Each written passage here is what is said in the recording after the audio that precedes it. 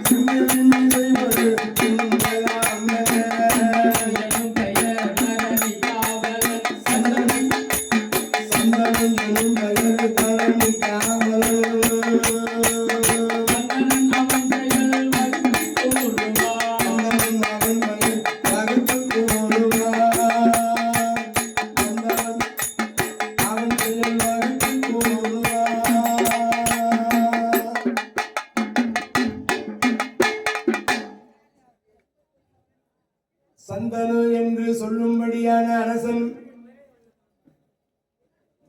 அந்த தேவாதிக்கு பிள்ளையாக சந்தனு 34வது தலைமுறையிலே இந்த சந்திர வம்சத்திலே அந்த சந்தனு என்கின்ற மகாராஜா வருகிறார். இப்பதான் சந்தனு மகாராஜா கதைக்கு வந்துக்கிறோம். இனிமேல கதை சூடு பிடிக்கும். ரொம்ப சூடா தாங்க. குழு குழுன்னு பந்தல் போட்டு சில்லுன்னு மரத்து நாளில் உட்காந்துன்னு சூடாக்குதான் வெயில்.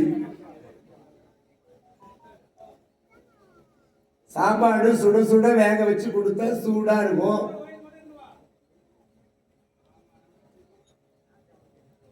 கேஸ் அடுப்பு வேற இல்லை. அடுப்பு இருக்குது, கேஸ் தான் இல்லை. நாளிலிருந்து விறகு அடுப்புல செய்யணும்.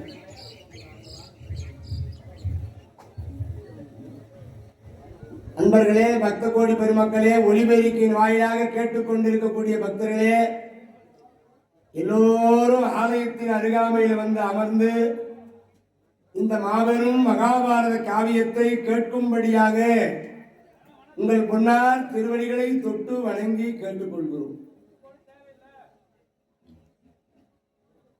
உங்கள் பொற்பாத கமலங்களை வணங்கி கேட்கின்றோம். இப்படி ஒரு அற்புதமான ஒரு அமைப்பு, ஒரு பாரத காவியம் இந்த மண்ணிலே அடியன்களுக்கு ஒரு வாய்ப்பை கொடுத்திருக்கக்கூடிய ராந்தம் கிராமத்து பெருந்தகையாளர்கள்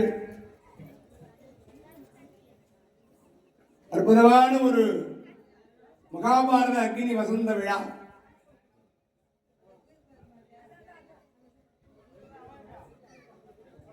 எல்லாமே கொஞ்சம் புதுமுகமாவே மாறி மாறி வருது. எப்படிதான் அட்டண்டன்ஸ் போறதுன்னு தெரியல. 4 நாளா நானும் பாக்குறேன், அதே ஒரு 100 பேர் வந்து உட்காடுறாங்க. ஆனா வேற வேற 100 பேர் இருக்கிறாங்க. இந்த 400 பேருமே உட்காந்துலாம் எப்படி ஷிஃப்ட் மாதிரி வராங்களா என்னன்னு தெரியல.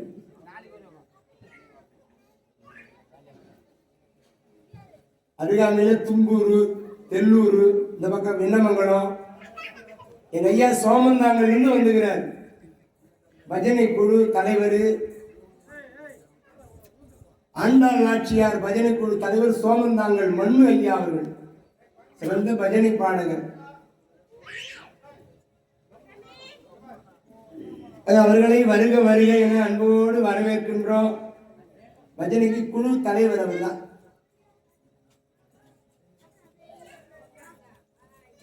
அங்க வருகை தந்திருக்கின்ற அத்தனை நல்ல உள்ளங்களையும் வணங்குகின்றோம். பெரியோர்களே,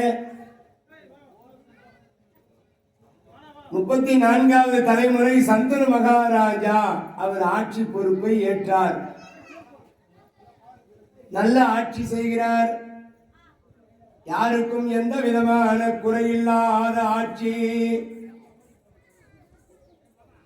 யாருக்கும் எந்த கஷ்டம் கிடையாதான், துன்பம் இல்லாத ஆட்சி செய்கிறார்.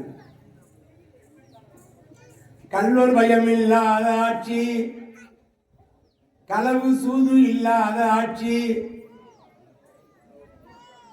களவு சூது கிடையாதா, மது மாது இல்லாத ஆட்சி.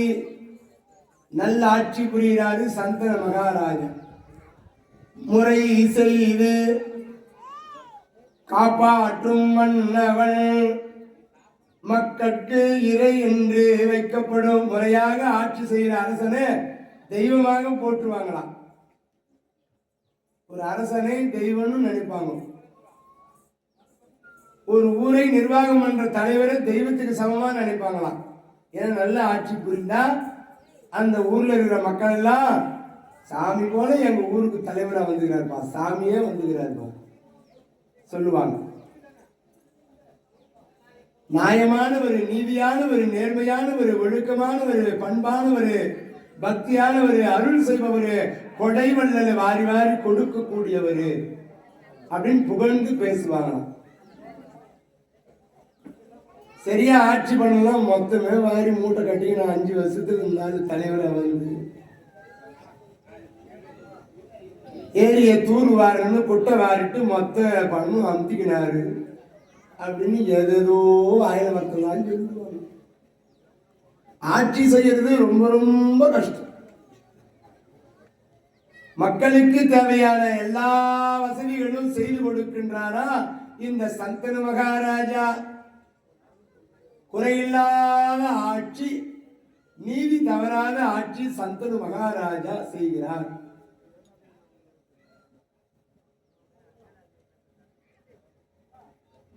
ஒரு அம்மாவுக்கு 5 ஆம்பளை பசங்க. வயசானவங்க, கணவன் மனைவி, 5 பிள்ளைகள், எல்லோருக்கும் கல்யாணம் பண்ணி 5 வீடு கட்டி கொடுத்தாச்சு. 5 பேருக்கும் கல்யாணம் நடந்து 5 வீடு கட்டி நல்லா ஜாம் ஜாம்னு இருக்கிறாங்க பிள்ளைங்க. அப்பா போகிற பொழுது 5 நவரத்தின கற்கள் அந்த பழைய வீட்டுல கூடத்துல 5 நவரத்தின கற்களை பீரோல வச்சுட்டு இறந்துட்டாரு. ஏமா எப்ப பிள்ளைங்க கேக்குறாங்களோ எடுத்து கொடுன்னு சொல்லிட்டு அவர் போய் சேர்ந்தாரு. பெரிய புள்ள வந்தான். அம்மா வீடு கொஞ்சம் குறையாக இது, பூசு வேலை செய்யல, நான் ஒரு நவரத்தின கல் எடுத்துக்கிறேன், போய் எடுத்துக்கிட்டான். அவன் போய் ஒரு நவரத்தின கல் எடுத்துக்கினான். அதை வித்தான், பணமாக்கலாம், வீடு வேலை செய்யற வேலையை முடிச்சுட்டான். 2வது பிள்ளை வந்தான். அம்மா கிணறு நோண்டணுமா, கிணறு எடுக்கணும், என்கிட்ட பணம் இல்லை, அப்பா நவரத்தின கல் வச்சுக்கிறாரமே, நான் எடுத்துக்கிட்டான். ஒண்ணு தாராளமா போய் எடுத்துக்கிட்டான். பீரோ திறந்து அவனா இன்னொரு கல் எடுத்துக்கிறான். 3வது பிள்ளை வந்தா. அம்மா என்னடா, அம்மா பையனுக்கு கல்யாணம் பண்ணணும், நவரத்தின கல்லு அப்பா வச்சுட்டு போனாரமே, நான் ஒன்று எடுத்துக்கிட்டா. 3வது பிள்ளை எடுத்துக்கணும்.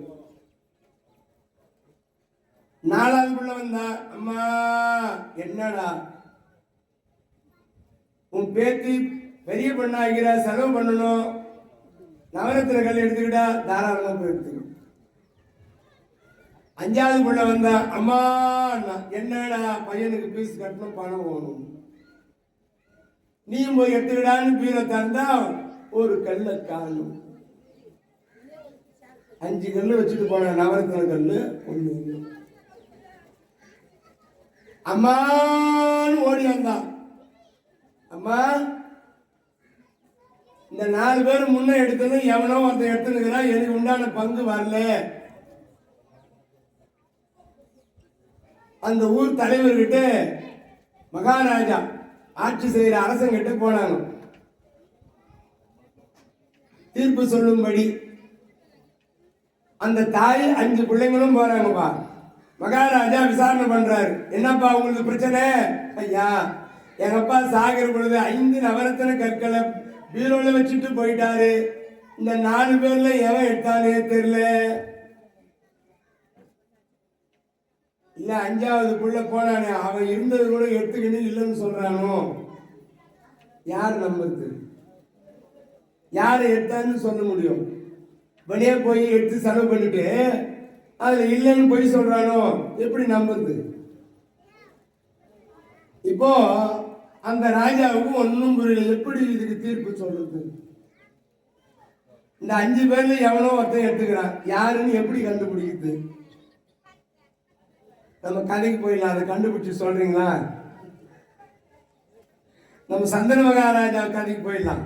இந்த கதைக்கு விளக்கம் யாராவது கண்டுபிடிச்சு சொல்லுங்களா? மகாராஜாவுக்கு ஒன்னும் புரியல. சரி நான் சொல்லிடுறேன், என்னத்துக்கு வம்பு. அப்புறம் அந்த ஞாபகமாவே இருக்கும். கதை நான் சொல்ற கதை மேல ஞாபகம் வராது. இருந்தாலும் ஒரு விடுகதை சொன்னாரே, இந்த 5 பேர்ல எவன் எடுத்துன்னு போனான்னு தெரியலையே அப்படின்னு அது மேலதான் ஞாபகம் இருக்கும். பாரத கதை மேல ஞாபகம் வரக்கூடும். அதனால அதை சொல்லிவிடுறேன். அந்த மகாராஜா என்ன சொன்னாருப்பா, நீங்க 5 பேரும் தாயோட இன்று இரவு தங்க, காலையில நான் தீர்ப்பு சொல்றேன் அப்படின்னு அவங்க படுக்க சொல்லிட்டாரு. சாப்பாடு கொடுத்தாங்க, நல்லா சாப்பிட்டு அரண்மனையிலே அவங்க படுத்துக்கிறாங்க. ராஜா போய் திங்க் பண்றாரு. 10 மணி ஆச்சு, 11 மணி ஆச்சு, 12 மணிக்கு அப்படி தூக்கம் வர்றதுனால கீழே இறங்கி வந்தா இவங்க 6 பேர் மூச்சுன்னு உட்காந்துங்கிறாங்க. என்ன தூக்கம் வரலையா? ஆமா தூக்கம் வரல, எவன் எடுத்தான்னு தெரியல, சண்டை போட்டுக்கிறாங்க. மகாராஜா பார்த்தாரு, சரிப்பா தூக்கம் வரல, பொழுது வந்து நான் உங்களுக்கு தீர்ப்பு சொல்றேன், இப்போ நான் ஒரு கதை சொல்றேன் அப்படின்னு அந்த ராஜா அந்த 6 பேரும் கதை சொல்றாரு. 5 பிள்ளைங்க, அந்த தாய்ங்க, அந்த மகாராஜா கதை சொல்றாராம். என்னன்னு, ஒரு வயதானவர் ஒரு பெண்ணை வளர்த்து ஆளாக்கி ஒரு நல்ல இடத்துல ஒரு பையனுக்கு கல்யாணம் பண்ணி கொடுக்குறாரு. நகை எல்லாம் போட்டு, நிறைய நகை சவரம் போட்டு கட்டி கொடுக்குறாரு. ரொம்ப பாசமா வளர்த்தாரு. வளர்ப்பு பொண்ணு அவ்வளவு அன்பு பாராட்டி வளர்த்த அந்த பொண்ணுக்கு கல்யாணம் பண்ணி வச்சு நல்ல நகை நட்டு சீர்வரிசைலாம் செஞ்சாரு. கல்யாணம் முடிஞ்சு போச்சு. முதல் இரவு நடக்கிற நேரத்துல அந்த பொண்ணு அவங்கிட்ட பேசுறா, வீட்டுக்காரங்கிட்ட. ஏங்க, என்ன நல்லபடியா வளர்த்து உங்களை கல்யாணம் பண்ணி கொடுத்தாரு, அவர் என்ன இன்னைக்கு ஒரு ராத்திரிக்கு மட்டும் வந்து போக சொல்றாரு, நான் போய் வரட்டுமா? கல்யாணம் பண்ணி கொடுத்தவரு முதல் ராத்திரி அன்று வந்து போக சொல்றாரு, நான் போய் வரட்டுமா அப்படின்னு கட்டின ஆண்டியாங்கிட்ட கேட்கிறா. அவன் எந்த வார்த்தையுமே பேசல. நீ போய் வாமான்னு அனுப்பிட்டான். எல்லா நகையும் போட்டுன்னு காட்டு வழியா கிட்டு கிட்டு கிட்டுன்னு ஓடி வரான் வளர்த்தவனை பார்க்கறதுக்காக. அப்போ ஒரு 4-5 திருடங்க வந்து மடக்கிட்டாங்க. ஏய் நில்றி, எங்கடி போற? அம்மா கழுத்துல நகை ஜொலிக்குது, நில்லு, கைட்டு கொடுத்துட்டு போ. ஐயா நடந்ததை சொன்னான். எனக்கு இன்னைக்குதான் கல்யாணம் ஆச்சு. நான் கல்யாண குளத்தோடு முதலிரவு நடக்கிற நேரம் என்னை கட்டி கொடுத்தவரு இன்னைக்கு ஒரு ராவு என்னை வர சொல்றாரு. எங்க வீட்டுக்காரன் போய் வாருன்னு சொன்னாரு. நான் அவர்கிட்ட போயிட்டு வந்து இந்த நகையெல்லாம் கொடுத்துடுறேன் அப்படின்னு இவன் சொன்னான். திருடனுங்க அதுல ஒருத்தன் என்ன பண்ணா, கொஞ்சம் நல்லவன் பொழுதுதான். சரி சரி, அந்த பொண்ணுதான் போய் வந்து கொடுத்துறேன்னு சொல்றாளே, சரி அனுப்பிச்சு விடுறா அப்படின்னு அவ கிட்ட கிட்ட கிட்ட கிட்டுன்னு கட்டி கொடுத்தவங்கிட்ட போனா. அந்த வயசான ஆளுகிட்ட அவர் பார்த்த உடனே, மாமா கண்ணே, நான் உன்னை ஏன் வர சொன்னேன் தெரியுமா? உனக்கு நான் ஒரு ஆளை பிடிச்சி கட்டி வச்சேன். அவன் நல்லவனா கெட்டவனா, அவன் எப்பேற்பட்டவன்னு அவனை பத்தி நான் விசாரிக்காம கொடுத்துட்டேன். அவன் உண்மையா நல்லவனா இருப்பானா, இந்த முதல் நாள் இரவே நான் உன்னை வர சொன்னதாக சொன்னா அவன் வருவானா, அனுப்புவானா உன்னை அப்படின்னு சோதனை பண்ணி பார்க்கறதுக்காக தம்ம உன்னை வர சொன்னேன். நீ நல்லா வாழ்வ. உன்னை முதல் நாள் இரவுல கூட அனுப்பி வச்சானே உங்க வீட்டுக்காரன், அவன் ரொம்ப நல்லவமா அப்படின்னு நீ நல்லபடியா வாழுமான்னு வளர்த்தவர் திருப்பி அனுப்பிச்சுட்டார். கிடுகிடுன்னு காட்டு வழியா வந்தா பாரு, இந்த திருடன் 4 பேரும் உட்காந்துங்கிறானுங்க, அப்படியே தூங்கிட்டாங்க. இவன் அப்படியே கூட ஏமாத்திட்டு ஓடிட்டு இருக்கலாம் ஆம்பியாங்கிட்ட. ஆனா இவன் என்ன பண்ணா, அந்த 4 திருடங்களையும் எழுப்புறான். எதுக்கு? சொன்ன வாக்கு காப்பாற்றணும். ஐயா அப்படின்னு எழுப்பி இந்த நகையை கொடுக்குறா கைட்டி. அவங்க 4 பேர் என்ன சொன்னாங்கம்மா, வாங்கம்மா, நாங்க தூங்கின பிறகு கூட ஏமாத்திட்டு நீ போயிருக்கலாம், ஆனா எங்களை எழுப்பி சொன்ன வாக்கை காப்பாத்துற, இந்த நகையை கொடுக்குறீங்கன்னா நீ எப்பேற்பட்ட நல்லா பொண்ணா இருப்ப, அதனால நீ போய் நல்லா வாழுமா, நாங்க இந்த இடம் இல்லைன்னா இன்னொரு இடத்துல நான் நகையை எப்படின்னா கொள்ள வச்சுக்குவோம், நீ போய் வாமான்னு அனுப்பிட்டாங்க. அவனும் நேரா கணவன்கிட்ட ஓடி வந்துட்டான். இந்த மகாராஜா இந்த கதையை இந்த 5 பேருக்கும் சொல்றாரு.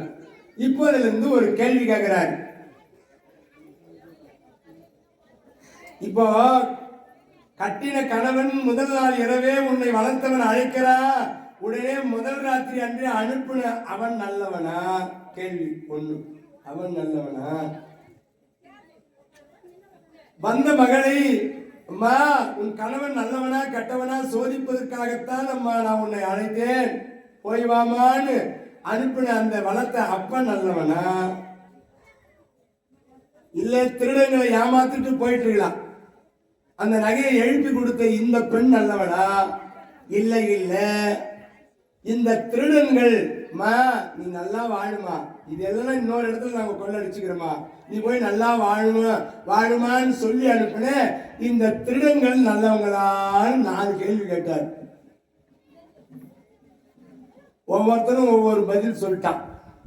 ஒருத்தன் என்ன பண்ணா, பட்டுன்னு திருடங்க தான் நல்லவங்க அப்படின்னா மகாராஜா அவனை பிடிச்சிக்கினாரு. வந்தாண்டா நவரத்தின கல் எடுத்தவன்.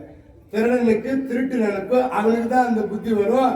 வந்தா திருடன் பேர சொல்றான், இப்ப நான் தான் இருக்கும் திருடன் பிடிச்சிட்டாரு.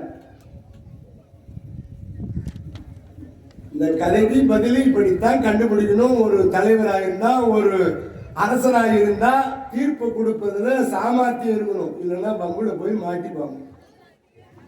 சந்தன மகாராஜா நல்ல ஆட்சி புரிகிறார், சிறப்பான ஆட்சி, குறை இல்லை. அப்படி அந்த சந்தன மகாராஜா ஒரு நாள் வடபுறத்தில் இருக்கிற மக்கள் எல்லாம் பயிர்களை எல்லாம் விலங்குகள் காட்டு மிருகங்கள் எல்லாம் வேட்டையாடுகிறது, மேய்ந்து அத்தனையும் பயிர்களை நாசம் செய்கிறது என்று சந்தன மகாராஜா இடத்துல வந்து எல்லாரும் புலம்புறாங்க. மகாராஜா பார்த்தார், கவலைப்படாதீர்கள் என்று சந்தன மகாராஜா வேட்டைக்கு புறப்படுறார்.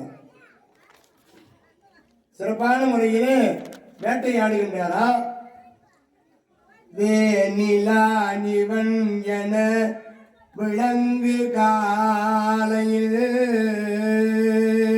வேனிலானிவன் என விலங்கு காலையில், கானக வேட்டை போயிழைத்த காவலன், ஆன மென்குளிர் புனல் ஆசையால், மணி தூணிற கங்கையால் சூழல் எய்தினார், தூணிற கங்கையால் சூழல் எழுதினார்.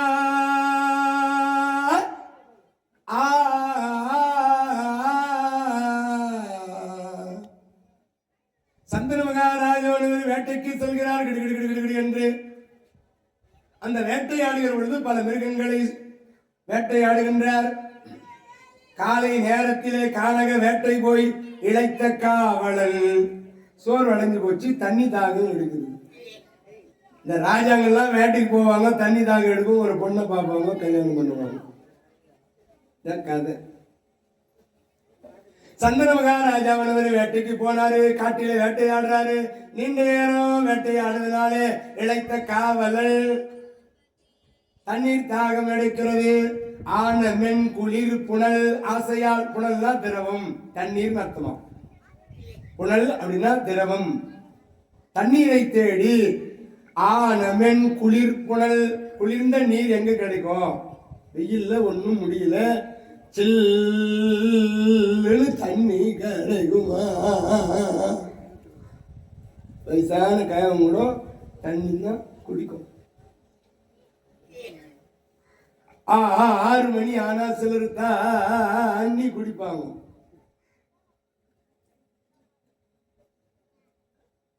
இப்போ எங்க குடிக்கிறதுக்கு வழி கிடையாது, இங்கதான் இது பானையில தண்ணி.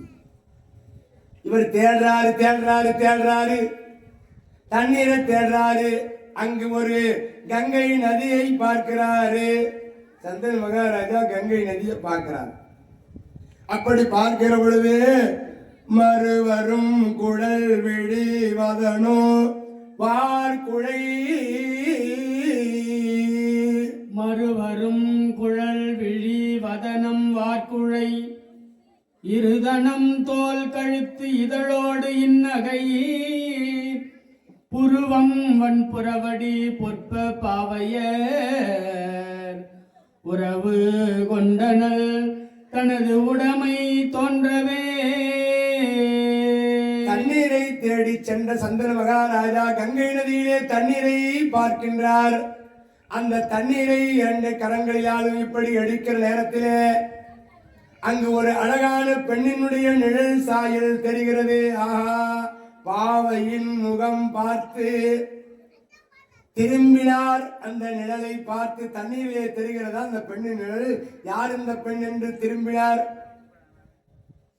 அழகாய் இருக்கின்றாள்.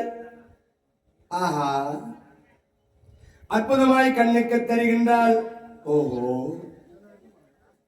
இப்படி ஒரு அழகை கண்டதில்லையே என்று ஐயம் உருகிறார். இவருக்கு ஒரு ஐயம் ஏற்படுதான், இவன் யாரா இருப்பா, இவ்வளவு அழகான பெண்ணை நான் பார்த்ததில்லையே. வையக மடந்தை கொள் வர மடந்தை கொள் வையக மடந்தை கொள் வரை மடந்தை கொள் செய்ய பங்கயமல திருமடந்தை கொள் துய்யவன் கலவித சொல் மடந்தை கொள் ஐயமுற்றனல் இவள் ஆர்கொள் என்னவே ஐயமுற்றனல்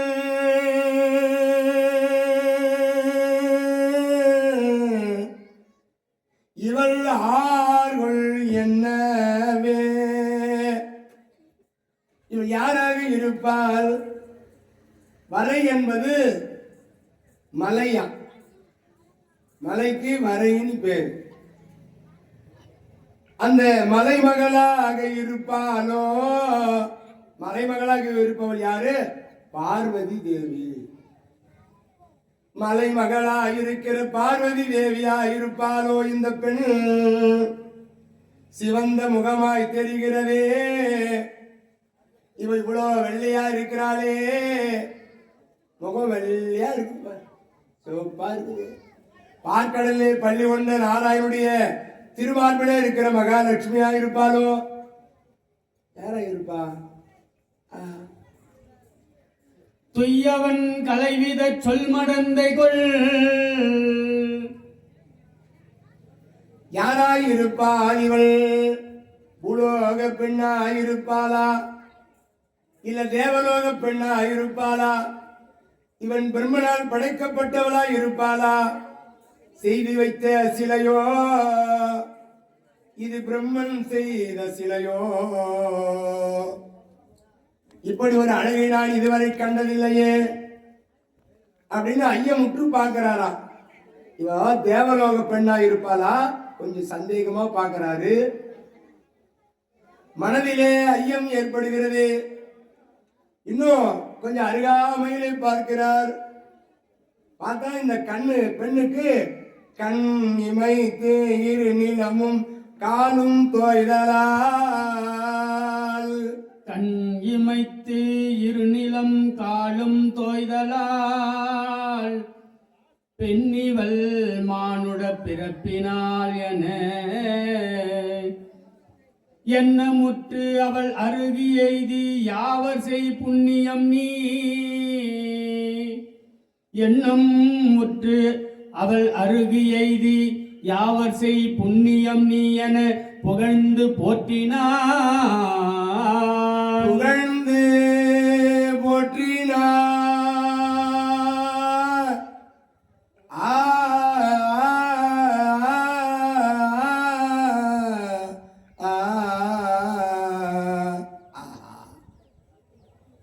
தேவர்களுக்கு கண் இமைக்காது. தேவலோகத்தில் இருக்கிற பெண்கள் எல்லாம் கண் இமைக்காதான். பூலோகத்தில் பிறந்திருக்கிற நமக்கு கண்ணு இமைக்கும். எப்ப பாரு கண்ணு சிமிட்டிக்கினே தான் இருக்கணும்.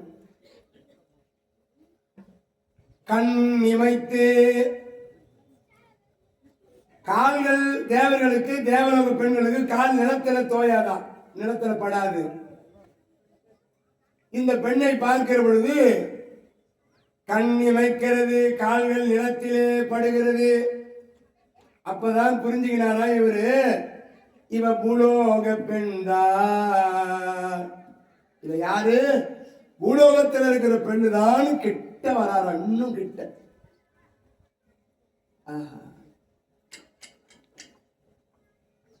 இவ்வளவு அழகாக இருக்கின்றாள் இந்த பெண். கட்டணா இவளை கட்டணும்,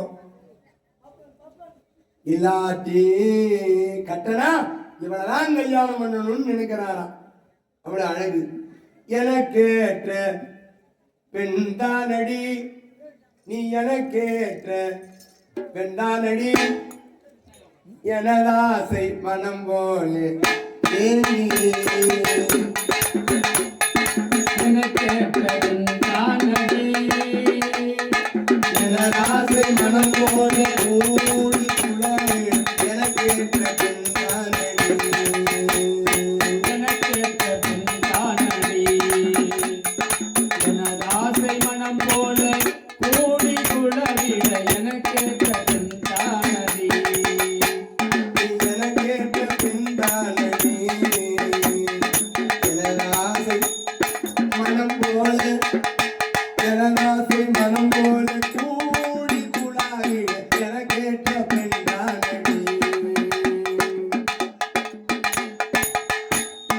எனதுள்ளம் துடித்திட இளங்கனி தளிர் கொடி இன்பம தாவி இன்பம தாவி சேர்ந்திடும் பூமொழி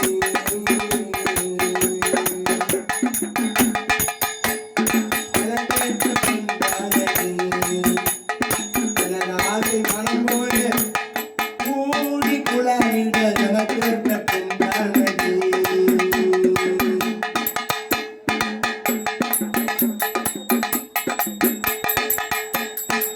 உலகில் வரும்போனி முத்தாடி தரும்போது உலகில் அரும்போனே முத்தாடு குறும்போனே உலகில் வரும்போது முத்தாடு குறும்போது அரும்போ குறும்போ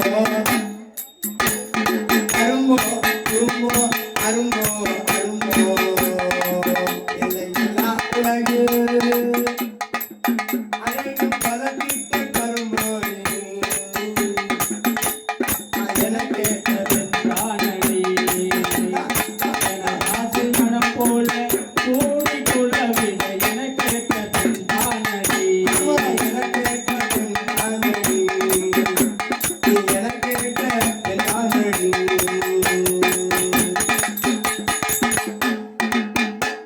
ஆஹா. இந்த பிரம்மன் படைத்த படைப்பிலே நான் இதுவரை கண்டறில்லாத அழகே பெண்ணே பெண்ணே நீ யார்?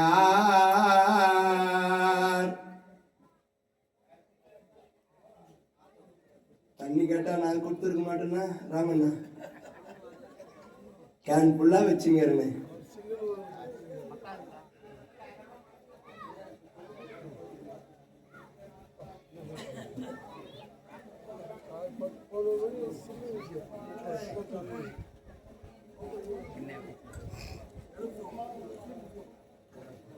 பெண்ணே யார் நீ என்றாரு சந்தனு மகாராஜா அது சொன்ன நான் கங்கா என் பெயர் கங்கா அப்படியா நீங்க யாரு நான் சந்தனு மகாராஜா இந்த நாட்டுக்கு அரசனான்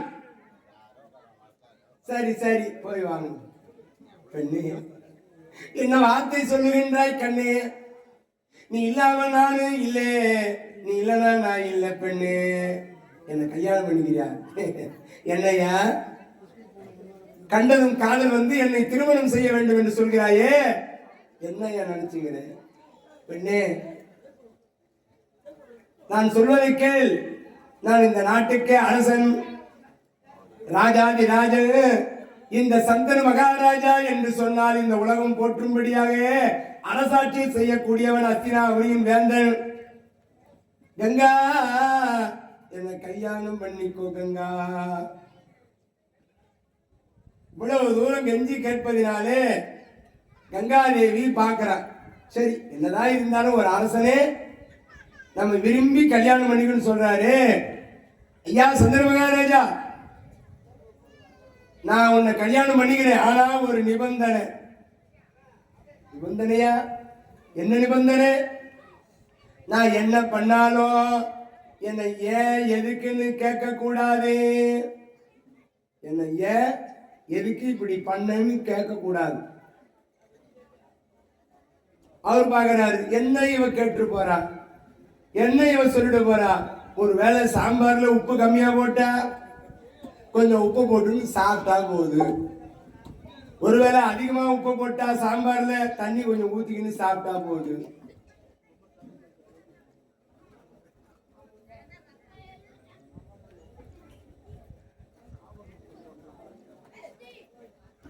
ஆக ஒரு பெண் இதற்கு மேலும் என்ன நம்மளை வந்து கேள்வி கேட்டு போறா ஏன் எதுக்குன்னு கேள்வி கேட்க கூடாது அவ்வளவுதானே எதுவுமே உன்னை கேட்க மாட்டேன் நீ என்ன சொன்னாலும் நான் தலையாட்டின்னு கிடக்குறேன் நீ கவலைப்படாது இருந்து மெய் நடுங்கிட யாது யாது நான் புரிந்து பொருதியே இருந்து மெய் நடுங்கிட யாது யாது நான் புரிந்தது பொருத்தியேல் புணர்வல் உன்புயம் பரிந்தனை மறுத்தியேல் பரிவோடு அன்றுனை பிரிந்து அகன்றிடுவேன். பரிந்து என்னை மறுத்தியேல் பரிவோடு அன்றுனை பிரிந்து அகன்றிடுவேன். இப்பிறப்பு மாற்றியே. நீ என்ன சொன்னாலும் நான் கேட்பேன். நீ ஏதாவது ஒரு வார்த்தை என்ன ஏன் எப்படி பண்ணன்னு கேட்டா அடுத்த வினாடி உன்னை பிரிந்து நானு உன்னை விட்டு போயிடுவேன் அப்படின்னு ஒரு கங்காதேவி சொல்லிட்டா ஒரு நிபந்தனை. எல்லாத்துக்கும் ஒப்புக்கொண்டாரா சந்தன மகாராஜா. நீ கிடைச்சா எனக்கு போதும், நீ இருந்தா போதும், எனக்கு நகை வேணாம், எனக்கு வண்டி வேணாம், எனக்கு எதுவும் வேணாம், பொண்ணு கொடுத்தா போதும் கட்டிக்கிட்டு. நீ என்ன கல்யாணம் பண்ணா போதும், உன்னை ஏன் எதுக்கு நான் கேட்க மாட்டேன். சம்மதமா? எனது உயிரே எனது உயிர் அரசு வாழ்வு என்பயாவையும் நினது நின் ஏவலில் நிற்பன் யான் என வனிதையை மருட்டினான் மன்றல் எண்ணியே. தனதனும் நிகரிலா தனமகிபனே. எனது உயிர் அரசு வாழ்வு என்பவை அவையோ நின் ஏவையில் நிற்பன் யான் அனைத்தும் உன் திருவடியிலே வைத்து விடுகிறேன் கங்கா. என்ன கல்யாணம் பண்ணிக்கினா போதும், உன்னை ஒரு வார்த்தை ஏன் எதுக்குன்னே கேட்க மாட்டேன். நீ என்ன சொன்னாலும் நான் தலையாட்டுவேன், நீ அடிச்சாலும் நான் வாங்கிப்பேன், நீ உதைச்சாலும் நான் வாங்கிப்பேன். நம்ம ஆளுங்க சொல்றாங்களா இல்லையா? நீ எம்மானா அடி எம்மானா உதவி, நான் உன்னை ஏன்னே கேட்க மாட்டேன், எதுக்குன்னே கேட்க மாட்டேன். ஆனா நீ என்ன கல்யாணம் பண்ணிக்கோ. அந்த நிபந்தனைக்கு ஒப்புக்கொண்டார் சந்தன மகாராஜா. கல்யாணம் நடக்குது. சந்தன மகாராஜாவுக்கோ கங்கா தேவிக்கோ, இந்த கங்கை தேவிக்கோ சந்தன மகாராஜாவுக்கும் கல்யாணம் ஏற்பாடு பண்றாங்க. பெரிய பந்தல் பார். இந்த ராஜா சிறப்பான முறையிலே ஆடியோ சவுண்ட் சர்வீஸ் சிஸ்டம், பந்தல் அமைப்பு, மைக் செட்டு, சீரியல், பாக்ஸ் பிரமாதமா வச்சுக்கிற மாதிரி பந்தல் போட்டாங்க. அங்க சந்தன மகாராஜாவுக்கு கல்யாணம் பண்றாங்க. கங்கா தேவி மணமகளாக கரத்திலே மாலை, சிறப்பாக மாலை சூட்டினார்கள். மணமகளை அழைத்து வருகிறார்கள். நில அற்புதமான முறையிலே அங்கு பெண் அழைப்பு நடக்கிறது. மணவரையிலே மகாராஜா சந்தன மகாராஜா அஸ்தினாபுரியினுடைய வேந்தன். சந்தன மகாராஜா 34வது தலைமுறையில் வந்த ராஜா. இந்த ராஜாவுக்கு கல்யாணம். பெண்ணு கங்கா தேவி. அதுக்கு மேல அட்ரஸ் தெரியாது இவருக்கு. பார்த்தாரு கங்கை நதியில கங்கான்னு பேரு சொன்னா, நிபந்தனை சொன்னா அவ்வளவுதான் கல்யாணம். அழகுல மயங்கிட்டாரு. ஓஹோ, பக்கத்திலே இருக்கிறாரு இவரு. அழகுல மயங்கினவர் இவரு. சந்தன மகாராஜா அழகுல மயங்கினவர். நான் ஒருவேளை நீ தான் அழகுல மயங்கிட்டியாங்க ஆட்டியும். ஆக சந்தன மகாராஜாவுக்கும் கங்கா தேவிக்கும் கல்யாணம் நடக்குதா சிறப்பான முறையிலே. அருமறை முறையினால் அங்கி சான்றன திருமணம் புரிந்து உலம் திகழ வைகினான். ரதியும் மதனனும் அல்லது இல்லை மற்ற ஒருவரும் ஓமை என்று உலகு கூறவே. ரதியும் மதனனும் அல்லது இல்லை மற்ற ஒருவரும் உமை என்று உலகு கூறவே.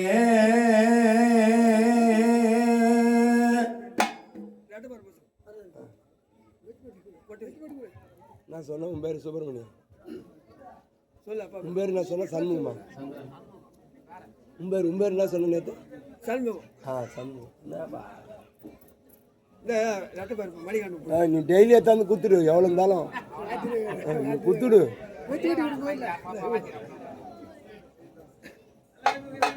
போட்டு வைக்க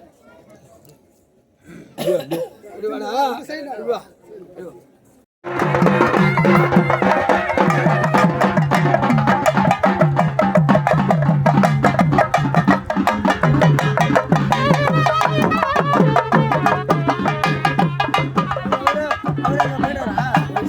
கிளம்புறீங்களா? ஆமா சார், நீங்க தங்குறேன்னு சொன்னாரு. நாலுலேருந்து